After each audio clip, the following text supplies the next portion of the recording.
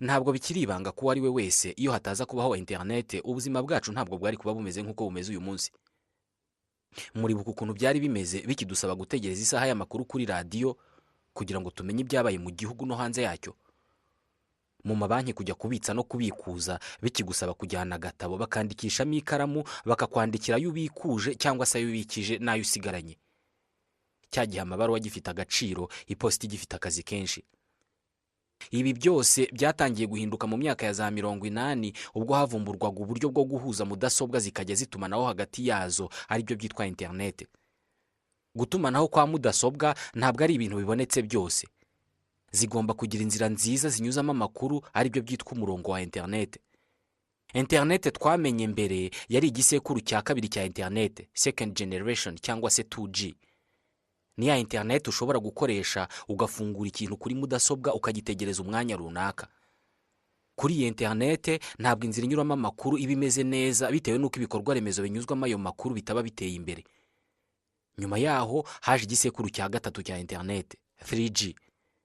Iyi ngiyi yihutaga ku rwego runaka bitewe n'iterambere ry'ibikorwa remezo mudasobwa zifashisha zihererekanya amakuru. N'ubu turacyayikoresha. Iki gihe iyi internet ikiza byari bimeze nko gutera imbere. Twabonaga yiruka ku muvuduko munini cyane kubera ko n'ubu turacyayikoresha turi benshi. Twatangaraga tutarabona. Twari tutarabona kugeza ubwo mu kwezi kwa 12 mu 2009 hakorwaga internet y'igisekuru cya 4, 4G. Ububasha bwa internet cyangwa se ubushobozi bwayo mu kwihutisha itumanaho ntabwo bubarirwa mu mwanya bifata ufungura ikintu kuri internet gusa, ahubwo n'igipimo cy'ikoranabuhanga rishobora gukoreshwa n'iyo internet kirabarwa.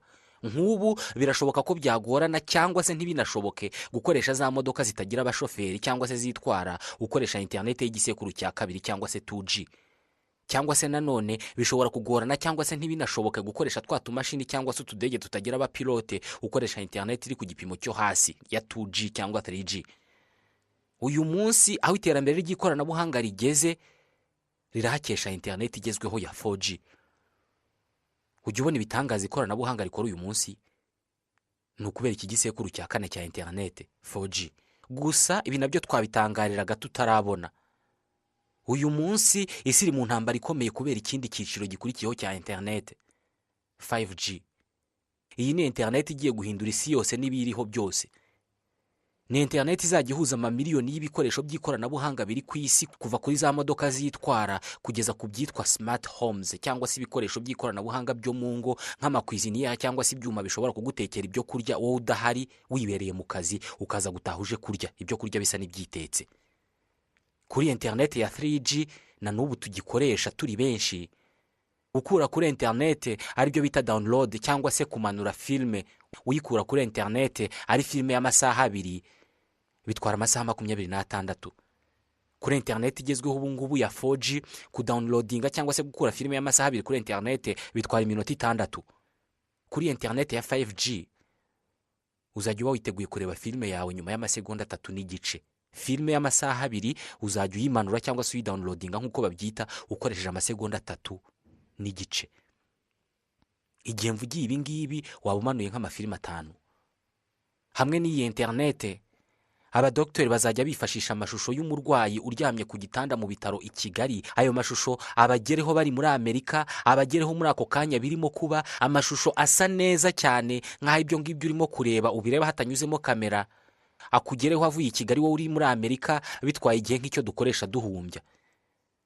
Abaganga bazajya babaga umurwayi uryamye ku bitaro i Kigali babikore bari muri Amerika kandi operasiyo igende neza cyane nk'aho bari kumwe n'umurwayi. Bizajya byoroha cyane kandi bitungane kubera ko bazajya barimo kureba umurwayi nk'uko wamureba kuryamye imbere. Bizajya biba bibahagije kubwira umuganga uri kumwe n'umurwayi i Kigali bakamubwira ngo kuraho aka ngaka n'ibindi kugeza kubaga umurwayi birangiye nk'aho umuganga urimo kubikora ari kumwe n'uwo murwayi. Ibirebana n'itumanaho hamwe n'iyi internet kuvugana n'umuntu bizaba bimeze nk'aho muri kumwe kubera ko internet idacika na gato.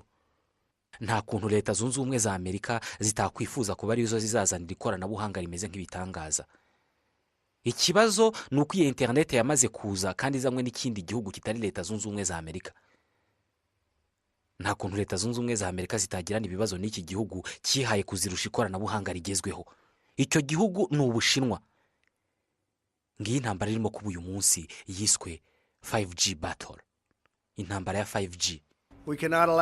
nta gihugu na kimwe cyo mu isi twakwemerera kurusha leta zunze ubumwe za Amerika ubuhangange muri iri koranabuhanga ry'ahazaza. Ni twebwe tuyoboye mu nzego zose zirebana n'ikoranabuhanga. Iri ni irushanwa tugomba gutsinda uko byagenda kose. Ni Perezida Donald J. Trump wa leta zunze ubumwe za Amerika. Nitumara kubona internet ya 5G, gufungura page cyangwa se gufungura ikintu kuri internet bizajya bitwara igihe udashobora kubara kubera ubuto bwacyo. Izabikubye 4G inshuro 100 mu muvuduko.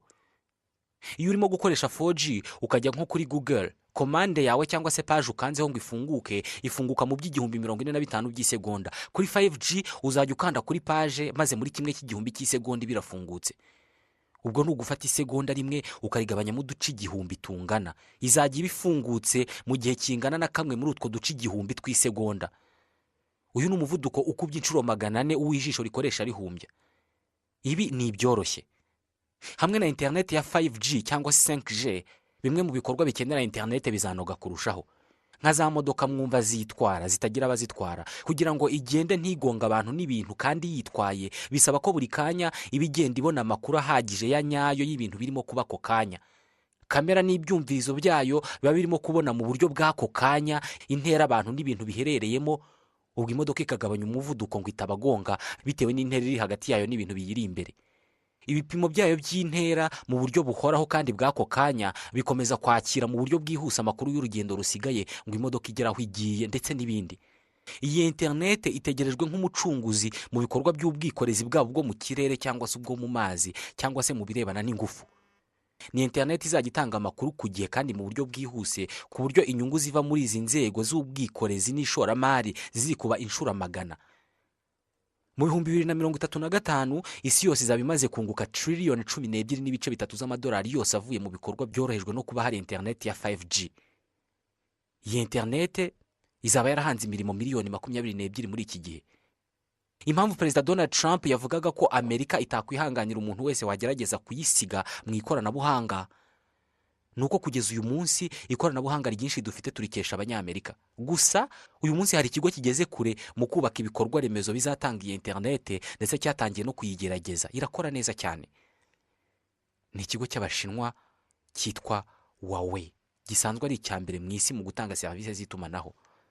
Gusa leta zunze ubumwe za Amerika zamaze gufata icyemezo cyo gufunga amayira yose iki kigo cyakoresha ngo kibe icyambere mu gukora iyi internet, abari nacyo kiyigenzura. Leta zunze ubumwe za Amerika zarabanje zisaba inshuti zazo zose aho ziri hose ku isi guhagarika gukorana n'iki kigo cy'Abashinwa gicuruza amatelefone n'ikoranabuhanga ry'itumanaho. Leta zunze ubumwe za Amerika zitekereza ko ikoranabuhanga ryihishe mu bikorwa remezo bizatanga 5G byakozwe na UGIYE hashobora kuba hihishemo uburyo bwo gutata no kwiba amakuru y'abanyamerika. Impungenge z'abanyamerika zishobora kuba zifite ishingiro kubera ko nk'uwashinze UGIYE bwana Ren Zhengfei yahoze ari umu-engineer wakoreraga igisirikare cy'Ubushinwa. Ni umuyoboke w'ishyaka rya gikomuniste ry'Abashinwa kuva mu 1978. Ikindi, UGIYE iremewe cyane mu Bushinwa kandi ifashwa na leta. Ikindi nanone, mu Bushinwa ibigo mpuzamahanga by'Abashinwa biba bigomba gushyigikira gahunda zose za leta, kubera ko nko mu itegeko rirebana n'ubutasi mu Bushinwa ryatowe mu 2017 hari ingingo yanditsemo igira iti: buri kigo cyose mu Bushinwa ndetse na buri muturage w'Ubushinwa agomba gushyigikira kandi agatanga ubufasha kandi agakorana n'inzego zishinzwe ubutasi z'Ubushinwa, kandi nanone akagira ibanga rikomeye ku makuru yose y'ubutasi azamenya. Iyi ni ingingo leta zunze ubumwe za Amerika zakoresheje zemeza ibihugu by'inshuti zazo ko UGIYE atari kompanyi yo kwizera. Kubera iyo mpamvu nka Australia yahise isubiza icyifuzo cya Amerika byihuse ihagarika ikoreshwa ry'ibikoresho bya UGIYE ku butaka bwayo. Mu Bufaransa bisigaye bisaba uruhushya rwa leta kugira ngo ugire ibikorwa remezo bizagira aho bihurira na UGIYE ushinga muri iki gihugu. Naho ibi bidahagije, leta zunze ubumwe za Amerika zahise zisaba Google guhagarika amasezerano yose ifitanye na UGIYE. Google niyo nyiri gahunda ya mudasobwa mukoresha mu matelefone yitwa Android. Gahunda ya mudasobwa ituma abantu bakoresha telefone zitari iPhone bajya kuri internet. Google niyo nyiri Gmail na YouTube n'izindi serivisi z'ikoranabuhanga zitandukanye. Hamwe n'iseswa ry'amasezerano yayo na UGIYE, abatunze telefone za UGIYE ntabwo bazongera kubona izi serivisi. Bazabona izisa nazo zakorewe mu Bushinwa. Ku Bushinwa iyi ni intambara y'ubucuruzi.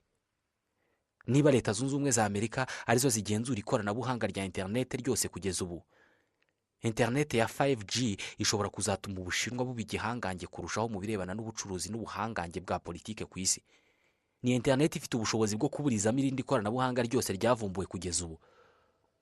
Uko byagenda kose, uzagenzura iyi interineti azatuyobora muri byinshi, kandi bisa naho nta mahitamo dufite usibye kumuyoboka.